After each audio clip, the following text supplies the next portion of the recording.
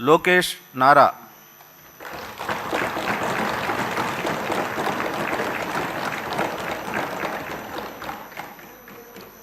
నారా లోకేష్ అనే నేను శాసనసభ సభ్యుడినైన ఎన్నిక అయినందుకు శాసనం ద్వారా నిర్మితమైన భారత రాజ్యాంగం పట్ల నిజమైన విశ్వాసం విధేయత చూపుతానని, భారతదేశ సార్వభౌమ అధికారాన్ని సమగ్రతను కాపాడుతానని, నేను స్వీకరించబోయే కర్తవ్యాలను శ్రద్ధాశక్తులతో నిర్వహిస్తానని దైవ సాక్షిగా ప్రమాణం చేస్తున్నాను.